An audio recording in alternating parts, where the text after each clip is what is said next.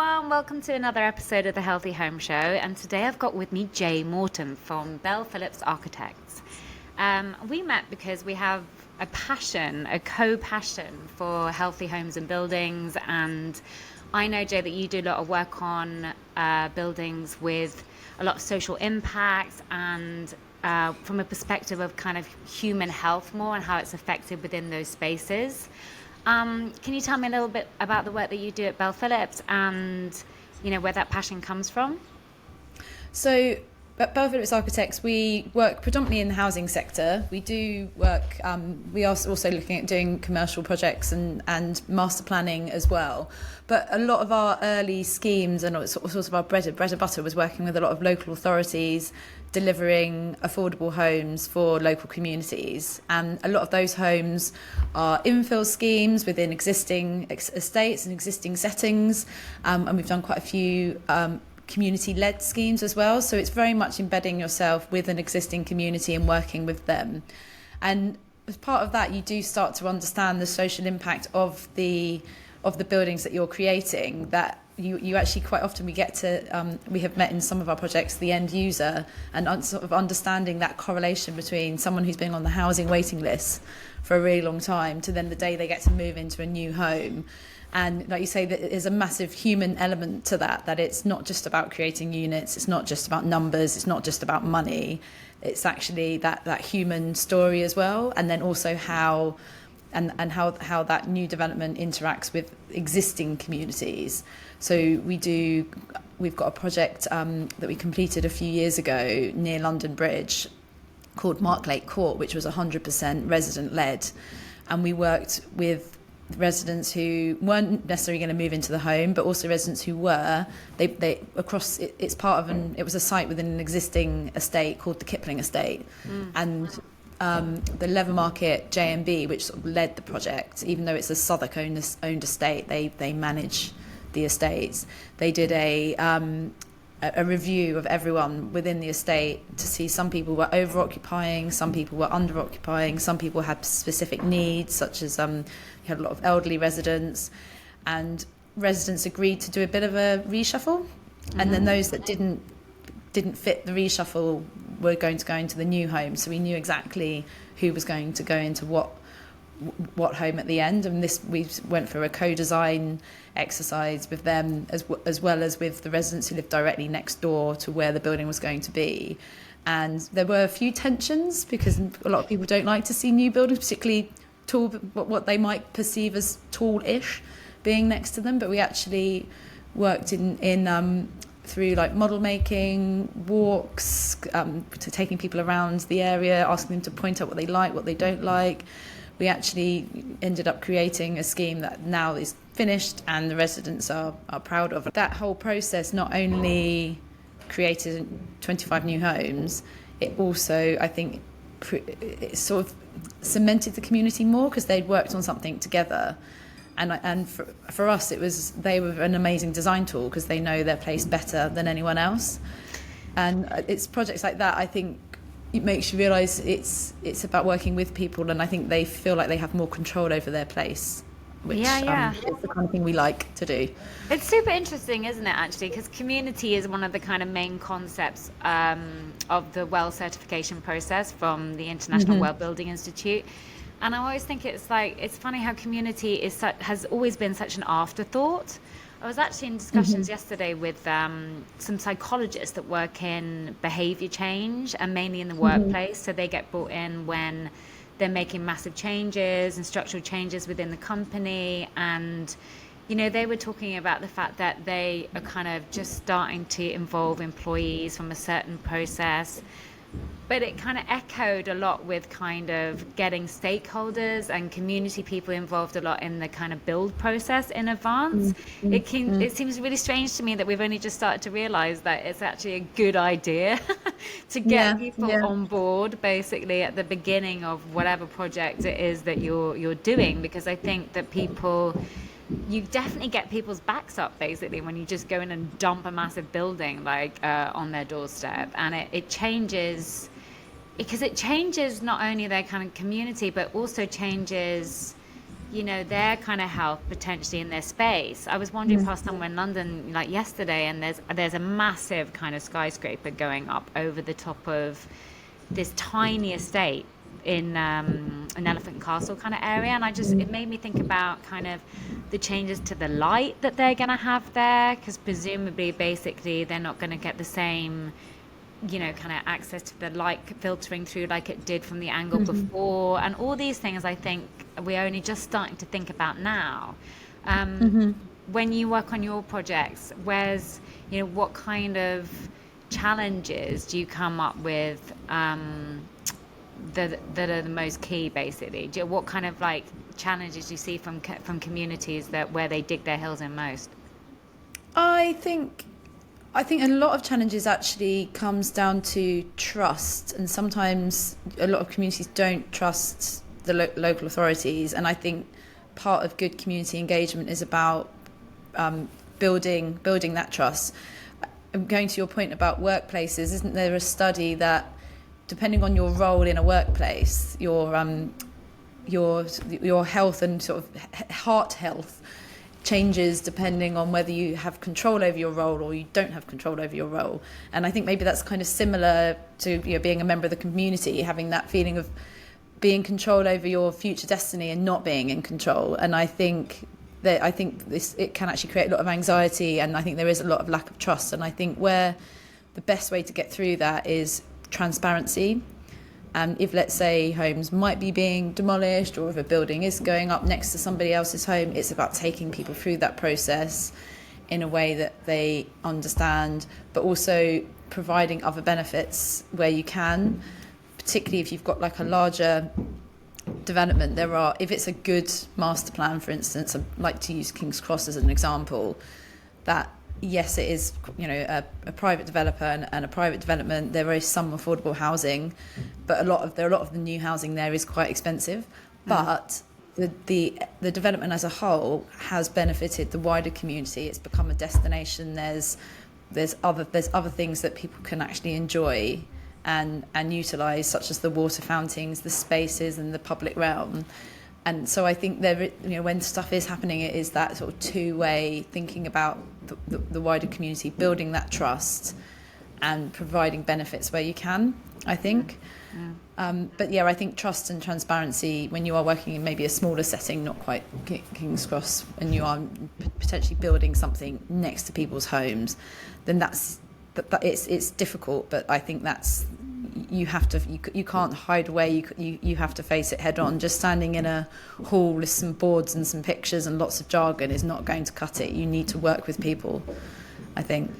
Yeah, it's interesting actually, because I was in a focus group not that long ago and we were talking about this very thing, and there's often certain things that you miss basically in the kind of planning of the project, in that, for example, like small things like cultural differences. For example, someone mentioned in this focus group that they were going to build in a big project it was somewhere in London, I can't quite remember where it was, but they wanted to go out into the community because they realised the importance of involving the community from an early stage, and they realised the importance basically that went further than just leaving a couple of like leaflets and pamphlets around saying this is what we're doing. But the funny thing is they turned up on a Friday to do this research, and it was in a very kind of Muslim community, and so Friday prayers. Everyone was on Friday off, like Friday prayers basically, and so like little kind of cultural differences like that, or attention to kind of those details can seem kind of like really small, but actually can have like a massive difference. So and it breaks down trust as well, because then there's the assumption, you did that so that we didn't see it. As well. So you need to put the work in, and you need to understand everything about the place. But this is where the communities are really, really important, because they know the place better than anybody. I mean, the other thing, it can bring up opportunities. Like we had a project quite a few years ago in Thurrock, and we had a lot of opposition. This was built within an existing estate again. Initially, a lot of opposition. But then those key loudest voices, we actually worked with them. And they sort of, there was another piece of land. It was new homes and a community centre. The project's called The Echoes, and the community centre was going to be within the new building. It did make it bigger. But then they said, well, there's this scrap of land that actually is awful and we don't use. It wasn't in our red line, but the council owned the land. And by working with them, we were able to negotiate with the council to actually bring in that other piece of land, which then we could put the community centre on, which was a much better location because it fronted a road. So it had its own front door, so it was actually better for renting out for other communities to use.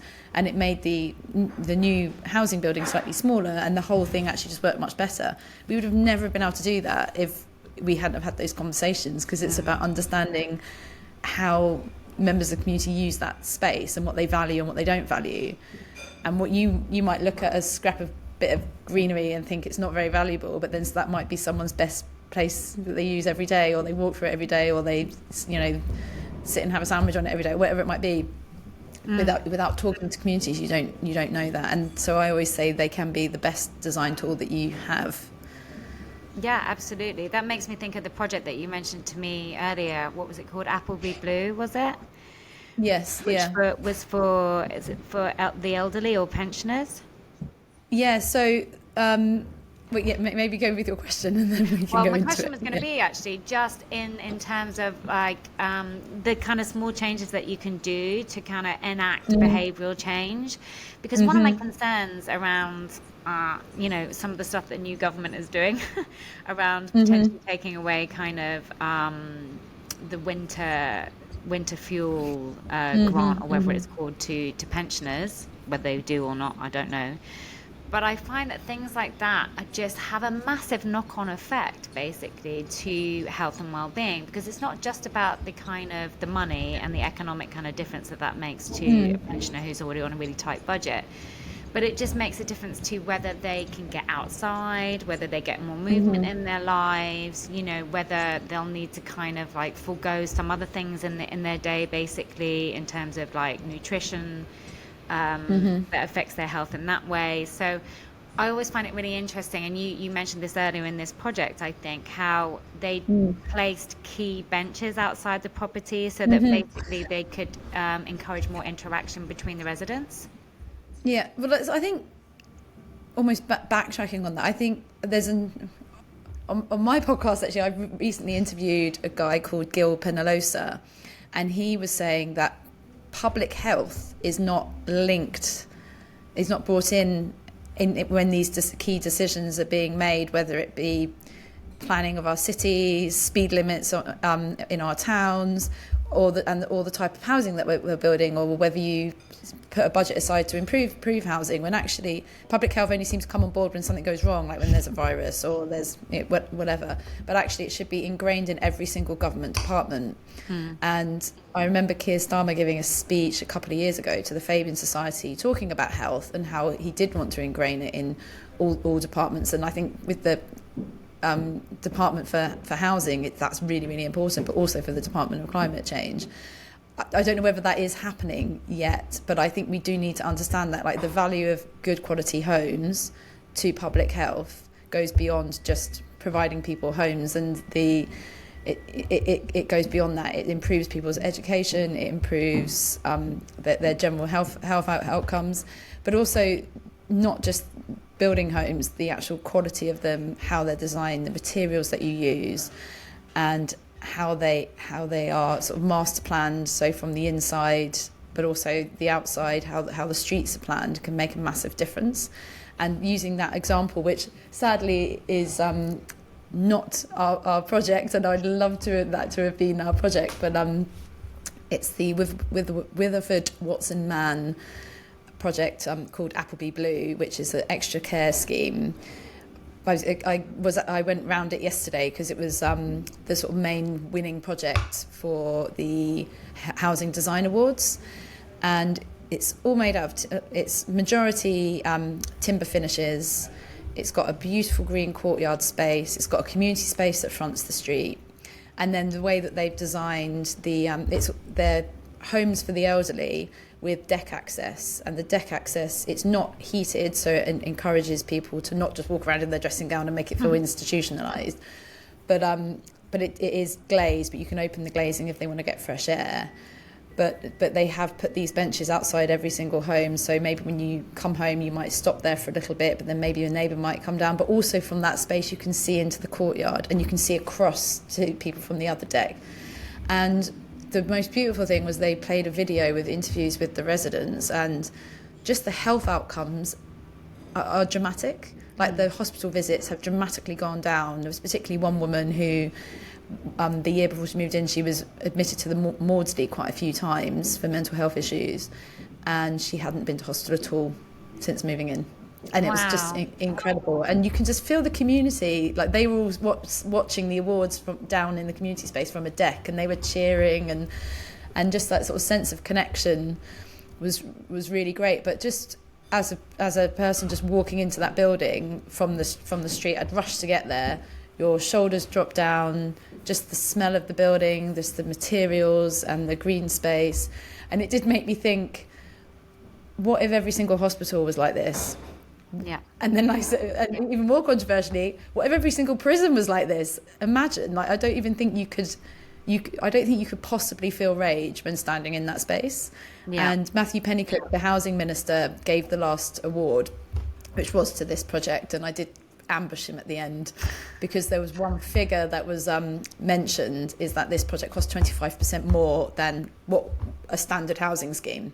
What a standard housing scheme is actually basically just a boring housing scheme. But I said to him, it's important that you're here and that you're seeing this, but also seeing all the other award-winning projects, which were all quite ambitious and all beautiful. And I said, it does cost 25% more. And I beg the question, should we be building the buildings that cost 25% less? Because I think it's all part of our housing infrastructure, and we can't just be focusing on numbers. We do need to be focusing on quality. And if that 25% more in budget, how much more money does that actually really save for that project in particular? I think quite a lot. I mean, how much money does it cost for somebody to go to the Maudsley 5 times in a year? Probably quite a lot. So, and that's one resident. I think that's where quite often, developers are a bit short-sighted. I mean, for obvious reasons, because they're kind of like focusing on the kind of bottom line of their own project. But as you say, like 25%, paying 25% more is nothing if basically you're saving so much money from the NHS, because they don't have to kind of look after people who have got mental health issues due to their environment, etc. Or whatever that kind of leads to. I'm always fascinated by how the tiniest of changes can have such a kind of massive effect. Like you just mentioned with the benches outside. Also, I've interviewed this lovely lady from Invisible Creations is her company, and it's an ergonomic company, and basically they create little grab rails that blend into your environment. So they blend them in with plant pot holders, and also kind of sexy kind of towel rails in the bathroom, for example. But the statistics that she gave me around, if you put one outside of the property basically to help someone who's elderly or lacks in a bit of mobility to hold on to, if beforehand, when it just looked like a grab rail, basically, they would have knocks on the door from unscrupulous people the entire time, because they identified them as a home of weaker people or elderly people. So they had that nuisance the entire time. As soon as it was incorporated to look like a plant pot holder, all that kind of went. So they could feel much safer in their homes. They didn't have that kind of annoyance of people knocking on the door the whole time. And it's just like a tiny change and made a massive difference to their lives. So I think... But also giving that sense of pride, like why, if you've got mobility issues, do you have to have something ugly in your home? Right. And to make you feel like you're in a hospital, to make you feel institutionalised, it's I don't really use the term degrading, but maybe it is a little bit like whether you every item that you, just because you've got mobility issues, it doesn't mean that you don't want to have beautiful objects in your home. It's the same as when the council, when my nan, one of my nans who's passed away now, but that the council paid for it, great, this new accessible bathroom, but it was horrible, it was grim, it was just like the worst bathroom from a hospital. So every time she's using the bathroom, she's reminded, that I'm frail, I'm old, and I feel like I'm in a hospital. You don't feel wonderful in that space. And what long term, what effect does that have? It's that sort of reminder that you are getting ill, and does that then tell your body to get more ill? And I don't know, but you didn't feel good in that space, and I think that's important. Yeah, she was less likely to fall. That's great, but she didn't feel good about the space either. No, and I think psychologically that applies as well, as you said, in hospital spaces and also in care homes and stuff. Yeah. I think the moment people go in there, their mental health goes like south, basically, whether you're in a hospital or a care home, because okay, maybe some of it's the aesthetic or whatever, but I think it's just that loss of autonomy, that loss of identity, and it has a massive play into your physical and mental health, and whether you're going to actually recover and come back out into your own home again. And this goes back to the point, going back to affordable housing. This should be our best housing, because if you are on the social housing waiting list, you don't get a choice really. You have to take what's given to you, and we need to move away from the attitude that, oh, you've got a roof over your head, you're lucky, don't complain anymore. When actually we should be taking pride in our housing, and I would like to see all of our affordable housing to be of the best quality, designed by the best architects, and be something that we can showcase and be proud of, and be super sustainable. It's quite interesting. I'm not sure if you're familiar with the Thomas Heatherwick Humanise campaign, but it's something that they've been doing a lot of work on, and I was at a round table talking about policy ideas with them a few weeks ago. And they've like put sensors on people's hands, and to walking around what Thomas Heatherwick would consider boring developments, and then walking around interesting developments, and the difference in the effects from people's bodies, their heart rate and how they feel. They've actually managed to try and find a way to measure it. Good vibes, happiness, feeling good is actually really, really difficult to measure, and then how you quantify that into financial value is even more difficult to measure. But unfortunately, we are in a situation where that's the only thing that seems to be measured, and the sort of idea of success, numbers and money, and the challenge is that the long-term effects that we've talked about, like less hospital visits, people just generally being healthier, doing better at school because they've got a good quality home, doing better at school because the light quality in their home is good. It takes so many years before you can before you see the outcomes, by which point you've probably had 2 or 3 different governments by then. So we have a bit of an issue that short-termism, the easy thing to just discuss short-term is money, and how are we going to deal with the deficit. That's something you can feel like you can sort out quite quickly, rather than how do we create maybe a healthier, happier nation with really, really good quality homes and really good quality spaces over a longer period of time. And I think, I am a Labour supporter, but hopefully I'm really pleased with their ambitions to build all of these homes. But I do worry that, the big one is that, are they just going to end up building suburbs? They keep calling them, like when they talk about new towns, I'm not even sure that they are towns, because I think they are just looking at just building houses and not with everything else. I haven't, seen the detail, and the truth will be in the pudding, I guess. But I think we need to understand that it's not just about numbers; it's everything, and how it comes together. Back to community again, doesn't it? Because near me, they've just built loads and loads of houses without any increases to infrastructure. There's no more schools, there's no more doctors, there's no more nothing, and that's just bizarre, because I just think, well, that doesn't create a kind of sustainable community or sustainable housing. No.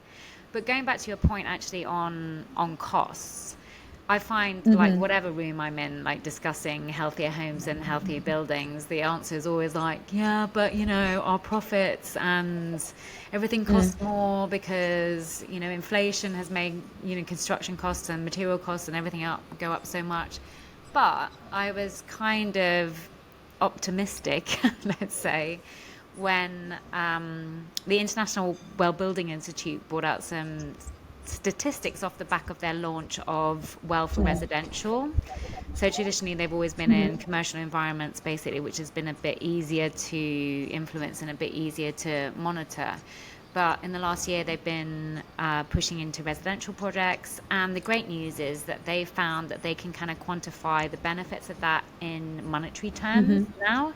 So that I think there's something around if you were using the health and wellbeing strategies that they do, then basically you could expect a 17% increase, I think it was, in the price that you would get for selling a property Wow. that was new build, or was this could have been retrofit, and maybe even more for a new build.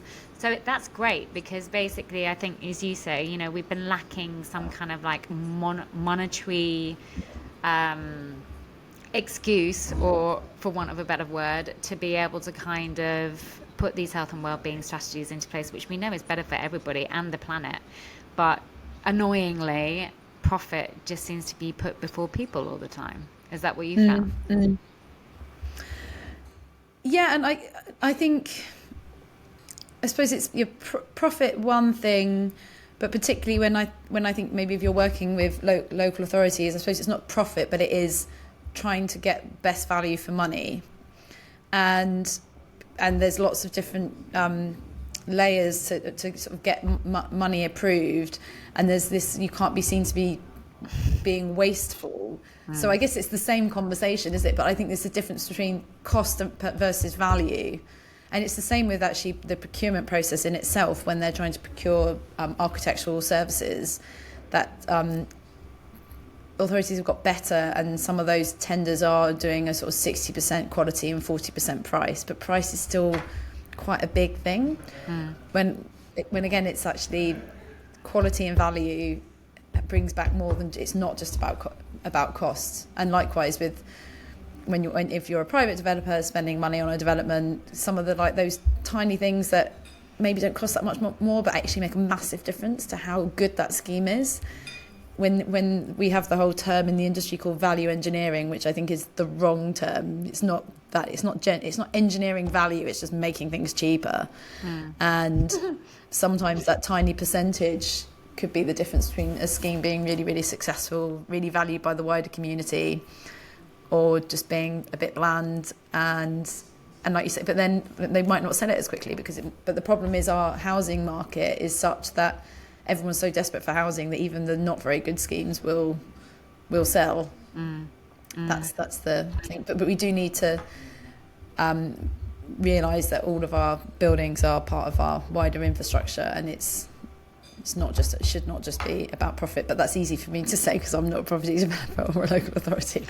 Yeah, no, I think it is a bit short-sighted because we need to understand basically that, you know, it might be better for your profit now, but what's it going to look like kind of like down the line, or in the more holistic kind of view? This is where some companies, like private companies now, if they're funded by pension funds and hedge funds, there's the whole ESG monitor. So there is a bit more understanding of value. So it's environment, social, governance.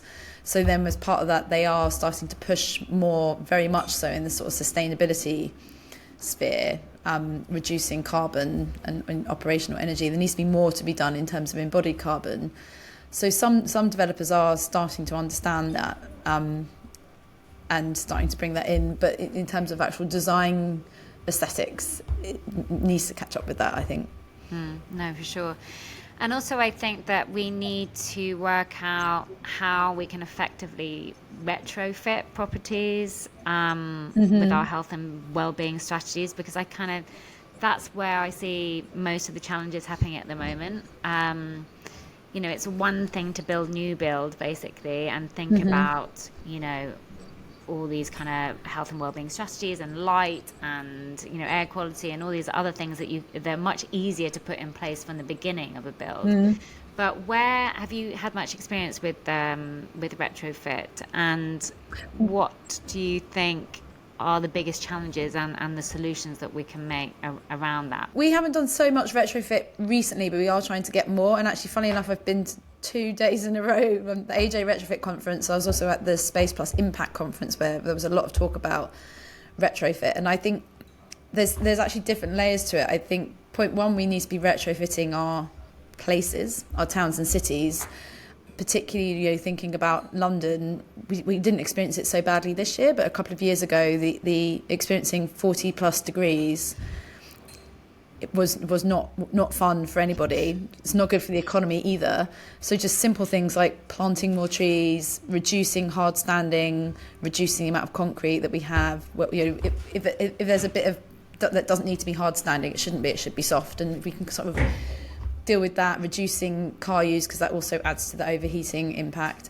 But then also we need to be looking at in all sectors, public and private, the Victorian terraces as well as the housing estates, how we retrofit them to deal with overheating.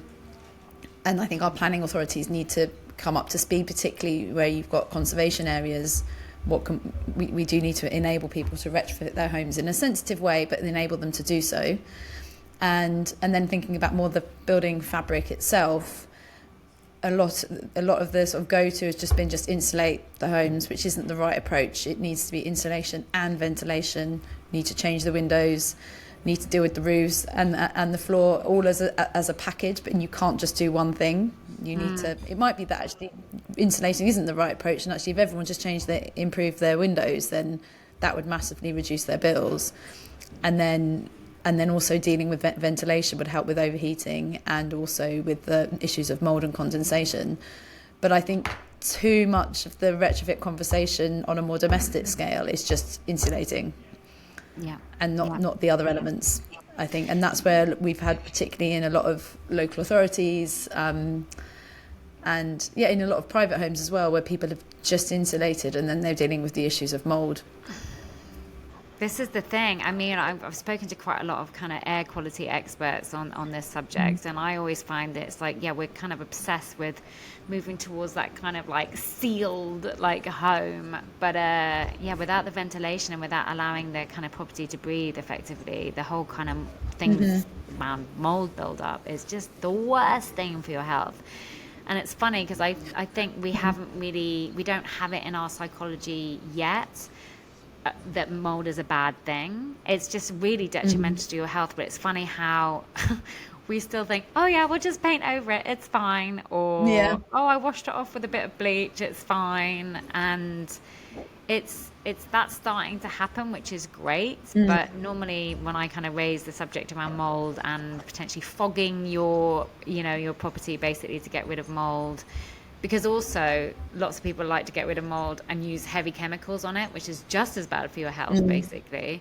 So there's some great kind of companies out there at the moment that are doing fogging of properties, which is kind of getting rid of the mold without using kind of high levels of kind of chemicals, which is great. But I was really pleased to have some conversations with people last week around this that had actually done it in their own properties, because sometimes when I mention it, people look at me like I'm insane. But I'm always pleased to see that there is a bit of a change, I think, in people's psychology towards things like mold and also a little bit around kind of things like EMF radiation within property. And I don't know what you feel about this. I find that, whenever I'm in kind of meetings with developers or people that are kind of building housing, they are obsessed with technology.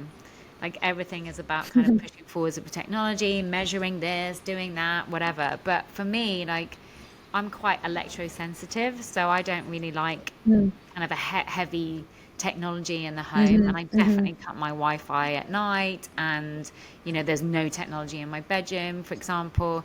But I still think that if you mention that technology might not be such a great thing, people still look at you like you're mad. Have you seen that in the work that you do, or is there this incessant push? Not such a work that I do, but there is, I guess, in more private developer settings, there is talk about Internet of Things and bringing more tech into the homes to sort of understand how people use buildings. It hasn't happened so much in the projects I've been working on directly, but maybe just going back to the retrofit point, I think I talked about cities and individual homes, but I think there's the other conversation about utilising our building stock, and there is a lot of retrofit opportunities with a lot of office to residential And there's a lot of buildings that need to be upgraded and maybe converted, which can actually create a better mix in our towns and cities, which is better for health, well-being, not needing to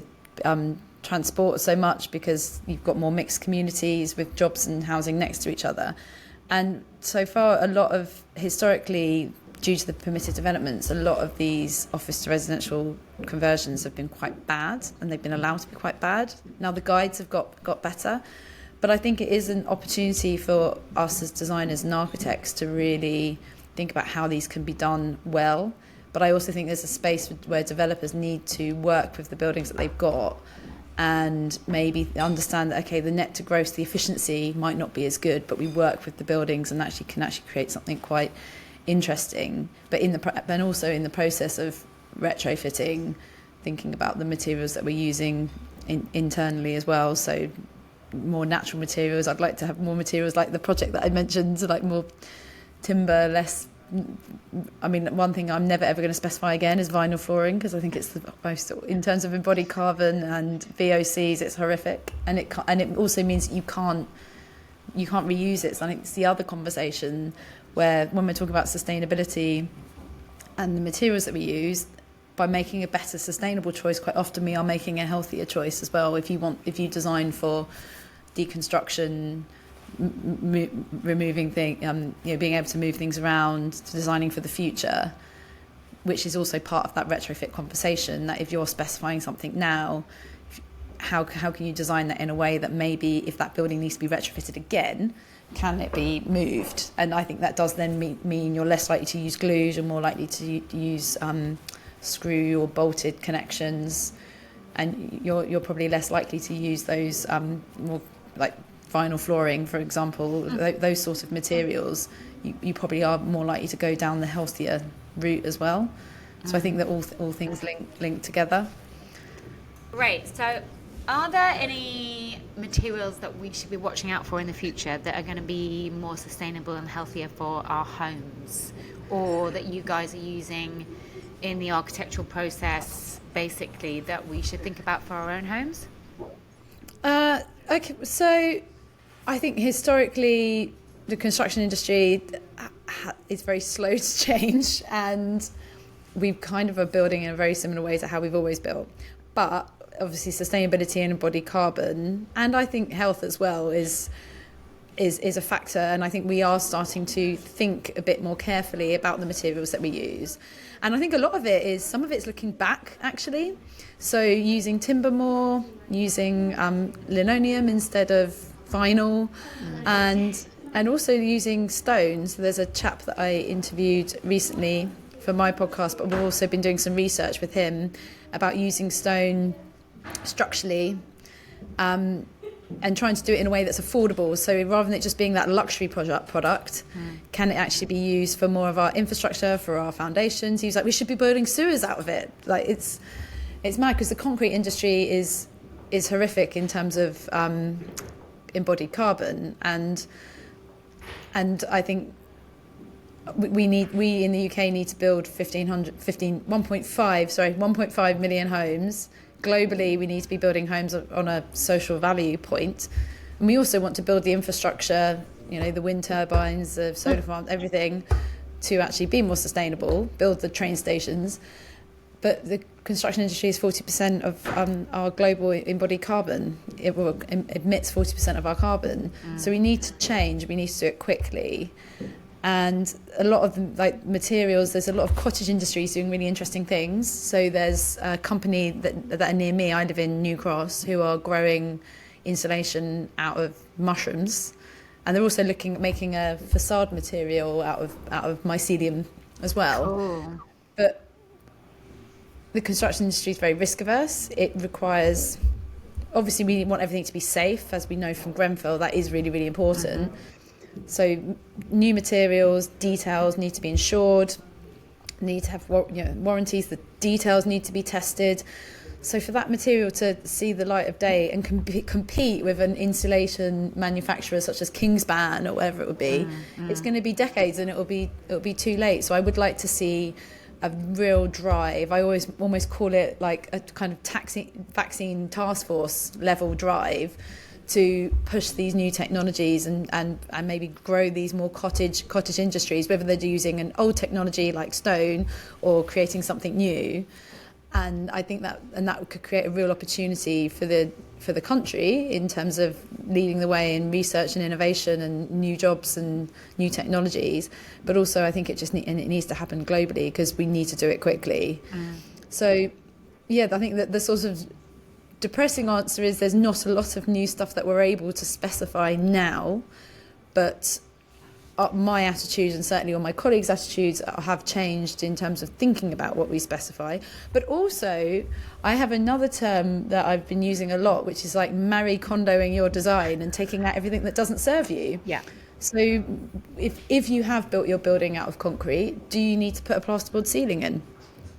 Probably not, just expose it. So I think there's a lot of that thinking as well, that actually there's a lot of stuff that we just put in by default.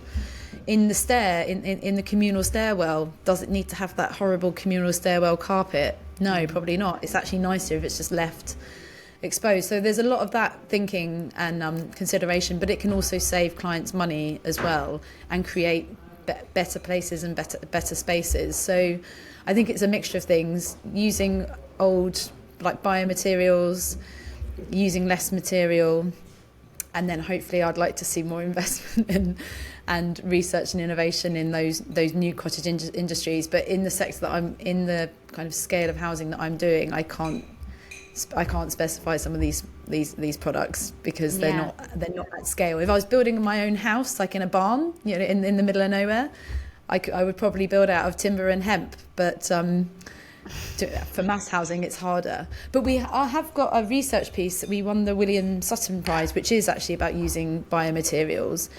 And with our building regulations, if anything tall, you can't put anything that's supposedly combustible in the facade.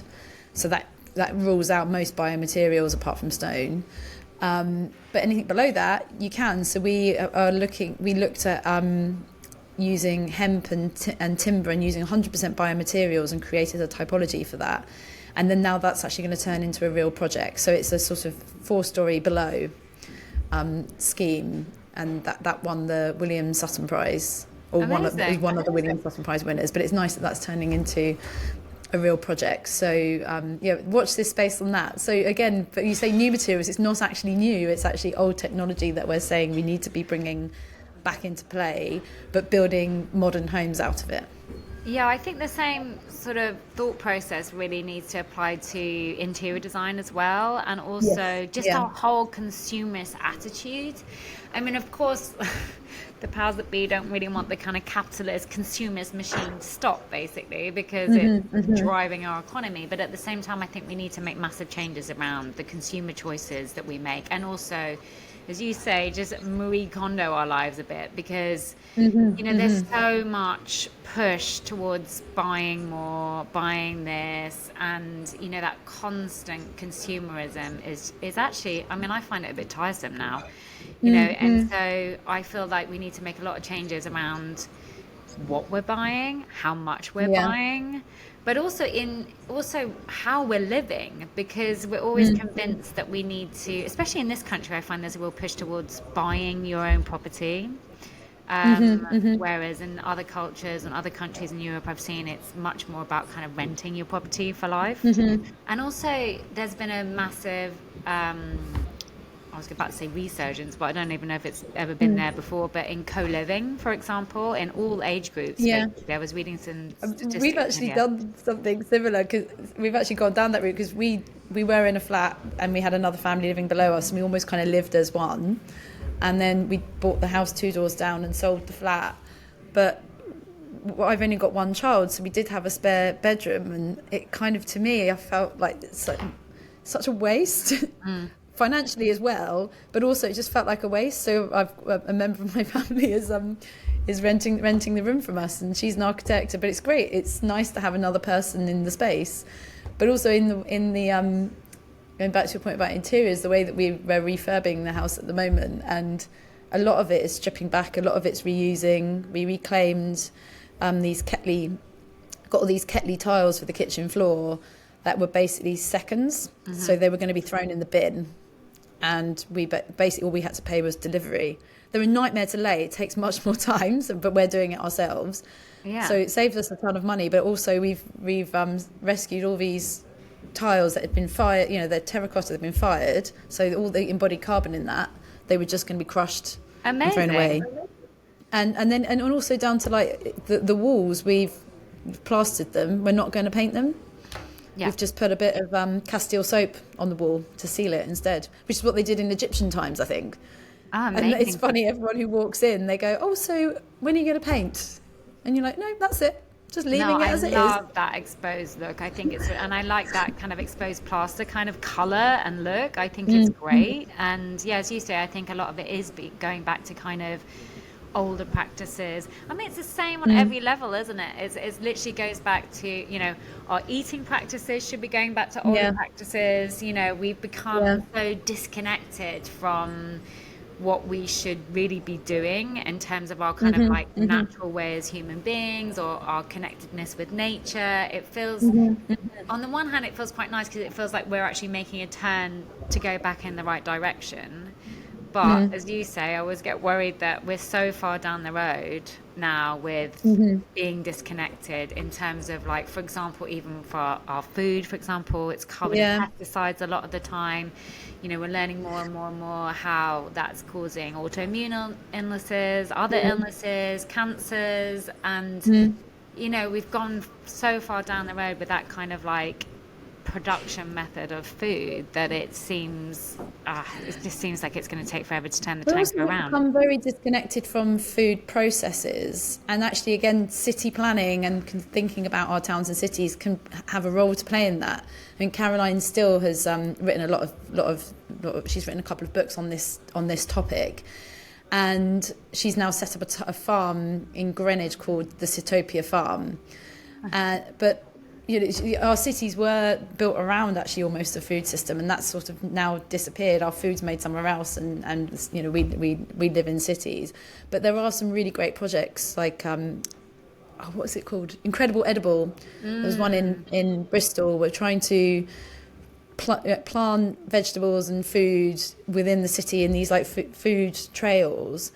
And it's really, really simple, but just for, particularly children, but for everyone to sort of understand that food cycle and engaging with food in that level it actually makes a massive difference. I think also to your well-being, your connection to nature, because we are nature, but it also adds to the community and, provides something, gives people something to do, but also connects them with a healthy food system. And I would like to see more food systems integrated within the cities. And we did do a research piece for Meridian Water on that similar idea about reconnecting people with like different systems, from water systems, food systems, and creating more integrated places. And we created a typology to do that. But again, whether that will actually ever happen in reality is another issue.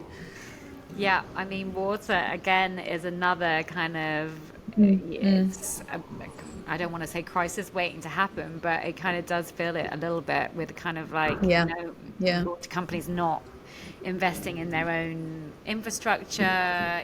We're kind of, I don't know what's coming through the taps at the moment, but it doesn't look very healthy. We all have a role to play in that, and I think if you do have a house with a garden, then it should be against the law to pave it over and to put the plastic astroturf stuff, and also local authorities have a role to play. That highways authorities, highways designers, it's just very much working for the car, but actually Marie Kondoing the space again, does all of that need to be hard standing? Can some of that be stripped back? Can it be wild and soft? Can it allow for water to soak in? Because we're just the big issue is we're just letting water, which is such a precious resource, just run off into the sewer system and into the sea, causing other issues as well. And I think at all layers we have a role to play. And it just goes back to that point that everything's interlinked, everything's connected. But by improving that system, we could improve our cities. And going back to my point about overheating, if we had more trees, does that help with the water system, with water runoff? Probably. Yeah. If we have more greenery and more soft landscaping, that will also help.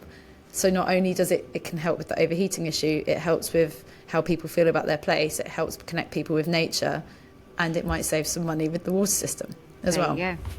And sometimes, as you say, it's the simple changes sometimes that can have like Yeah. huge differences. And I think Mm. all the answers to me on every level always seem to go back to we need to be more connected back into nature and Yes. allow nature to do what she does like best. I Hmm. don't know whether you've seen it, but I saw this film recently called Wilding. It's about the project at Knepp Estate, which is in Horsham I near haven't seen the film, but I've read Brighton. the book. Oh, really? Well done. Oh, it's such a Yeah. nice project, and it was just so lovely to watch their kind of efforts in kind of regenerating the soil there and kind of introducing animals back in there, but also the craziness around the fact that I didn't know this, but you're not allowed to have beavers in the wild. So they have to put them in a pen. And I just think, Oh who are my we God. as humans, basically, to tell beavers Yeah. where they can and can't go? But anyway, that's Yeah. another Yeah. story. But Yeah. yeah, I wouldn't. Yeah, so I'm not gonna hold you up anymore. I know that you've got a busy day, so it was really really great to be able to chat with you again. No, me Um, too. I wanted to ask you before you go, actually, where can we find you? I know you've mentioned your podcast, and I know I'm going to be speaking to you on that soon, so that would be really Yes, fun. which I'm excited to interview you. And also, I know that you're like really involved in politics, which is I've always been fascinated to hear your conversations around that. So we'll save that for another time. But perhaps tell us where we can follow you on that front. Yeah, there's a number of things. So firstly, I'm a director of BellePhillips Architects, so you can find me there. And secondly, I have a podcast called Architects for Change, which is linking architecture and politics and talking to change makers. I would say, Charlie, you're one of those as well, which is why I'm talking to you. And also, I'm also involved in a campaign called Architects Action for Affordable Housing, which was headed up by another architect called Luke Tozer. So we've got a meeting with Matthew Pennycook in a few weeks' time. So we're trying to lobby the government to make sure that all these new homes are good quality, are healthy, and sustainable as well, and support our net zero goals. So that's another thing to look out for. Great, And thank the you. acronym is AA4AH. So that's on the AA4AH. social media, which I can send Great. some links to as well. I'll put that in all the notes. Actually, funnily enough, I was Yeah. in a meeting the other day and it was about affordable housing, and what they were saying was it's not affordable. They were like, Well, we have yeah, to change the title of this because it's basically not affordable at all anymore yeah, because of, yeah. all the construction costs and inflation and materials prices, etc. But anyway, that's a conversation for another day. But thank you so much for taking the time to Thank speak to me you. today. I've really, really enjoyed our conversation. And yeah, it's really interesting actually, because I think, I talk a lot about interior design and stuff and health within the home, but rarely get to talk about the actual kind of build process, construction process, architectural process. So it's really interesting to hear it from your point of view of, some of the challenges that happen in that area, because sometimes as a end user or consumer, I think you can kind of not see where the blockages are, or just not see the whole kind of process that goes on behind the scenes. So it's been fascinating to hear more about that. Thank you. Great. Thank you. Thank you for having me.